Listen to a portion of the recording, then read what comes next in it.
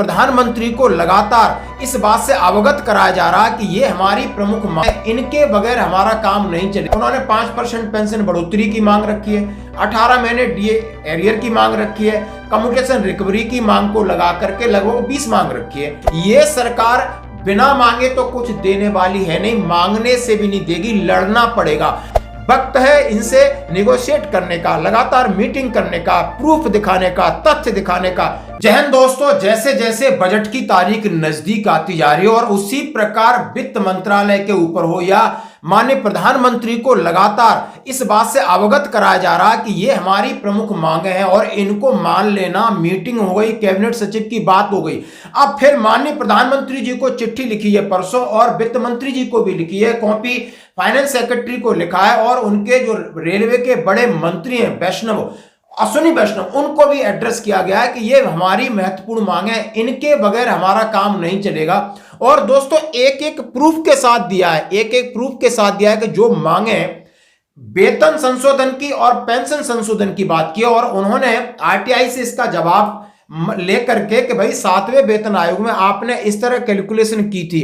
अब वो कैलकुलेशन का आधार आपका 10 वर्ष नहीं, उन्होंने कहा कि 2023 में ही ये खत्म हो गया था और वहां से जो आपकी मिनिमम 18,000 जो आपकी लेवल 1 की जो तनख्वाह थी वो 32,500 हो रही है। उन्होंने एक एक कैलकुलेशन जो सही तरीका होता है पे कमीशन का, उसी के आधार पर माननीय प्रधानमंत्री जी को चिट्ठी लिखी है।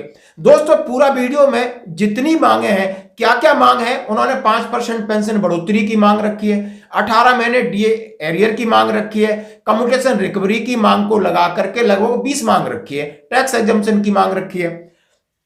अब आप कहेंगे ये बराबर खबरें आ रही, तो बिल्कुल दोस्तों 1 फरवरी 2025 को निर्णायक दिन है। ये सरकार बिना मांगे तो कुछ देने वाली है नहीं, मांगने से भी नहीं देगी, लड़ना पड़ेगा।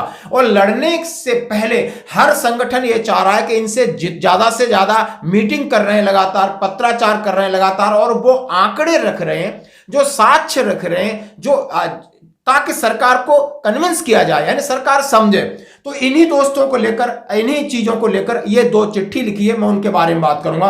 और 200 चिट्ठी लिखी है 10 जनवरी 2025 को national federation of Indian railway men's. मैं आपके सामने कह रहा हूं कि रेलवे कर्मचारियों के बड़े 2 संगठन हैं, एक है NFIR जिसको बोलते हैं national federation of railway men's, और दूसरा AIRF all India railway men's federation, यानी यही हैं। और इन्हीं के अंदर JCM के अंदर है, तो लगभग इन्हीं का बोलबाला रहता है कि जितने भी केंद्रीय कर्मचारी संगठनों में सबसे बड़ा संगठन, लगभग 20 लाख से ज्यादा लोग हैं। अब इनके जो जनरल सेक्रेटरी हैं डॉक्टर M रघुभैया सर ने ये चिट्ठी लिखी है, और चिट्ठी में क्या क्या लिखा है और किस तरीके से उन्होंने प्रूफ करके लिखा है, बहुत मेहनत करके लिखा है। सबसे पहले मैं इस चिट्ठी के कुछ आंकड़े आपके सामने रख रहा हूं, जैसे कि आप देख रहे हो NFIR national federation of Indian railway men's, उन्होंने नीचे डेटेड 10 जनवरी 2025 Shri Narendra Modi ji, honourable prime minister, government of India, South Block, New Delhi,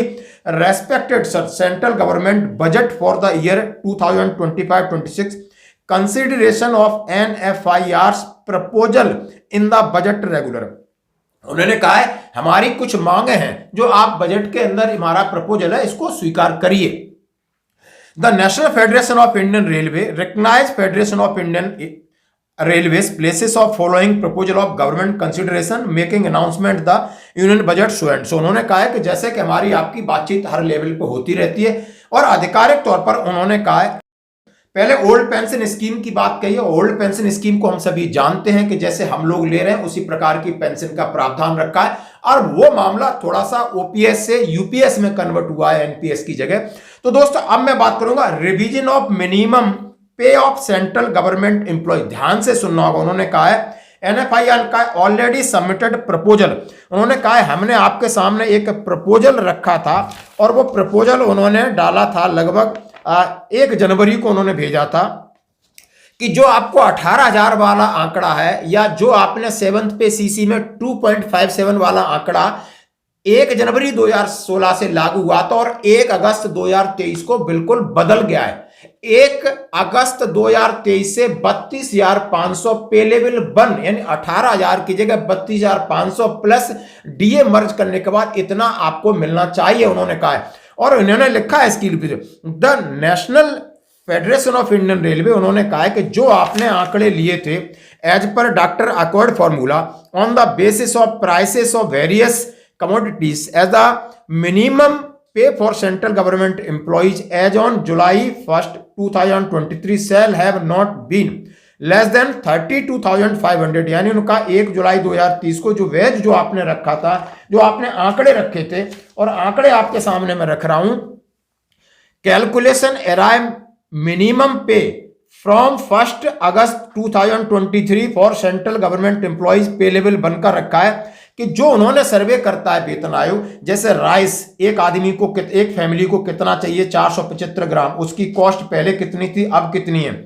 dal, raw vegetables, green vegetables, other vegetables, fruits, milk, sugar, fish, meat, egg, fuel, education, books, electricity, water charges, marriage, recreation, festival etcetera मिलाकर के जो 18,000 का आपका आंकड़ा था, जो 32,500 पर पहुंच गया है। और ये उन्होंने अनेक्सर ए और बी दोनों की तुलना माननीय प्रधानमंत्री जी के सामने, वित्त मंत्री जी के सामने रखी है। उन्होंने ये फैक्ट है ग्राउंड की, जो आपने फॉर्मूला लिया है, जो आपका तरीका है, उसी तरीके से इतना पहुंच गया है। तो अब हम आपसे रिक्वेस्ट कर रहे हैं, उन्होंने कहा है कि रिवीजन ऑफ पेंशन का उन्होंने आंकड़ा दिया कि 1 अगस्त 2023 से 32,500 है, तो अब 1 जनवरी 2026 से आपको इसको परिवर्तन करना, यानी आपकी पे में परिवर्तन होगा तो पेंशन में परिवर्तन करना। इसके लिए उन्होंने कहा है कि setting up 8 central pay commission for central government employee, the last revision of, उन्होंने कहा है कि जो 2016 में आपने रिवीजन किया था और 2.57 का आपका फैक्टर था, और अब समय आ गया है कि आप इसको रिवीजन करिए। मैं इसके कंटेंट्स में नहीं, मैं आपको इसकी भाषा को समझाने की कोशिश कर रहा हूं। और ये यानी 2 पॉइंट ये थे, और उन्होंने आगे पॉइंटों का हवाला देते हुए कहा है कि payment of frozen dearness allowances and dearness relief to central government employees serving and retired.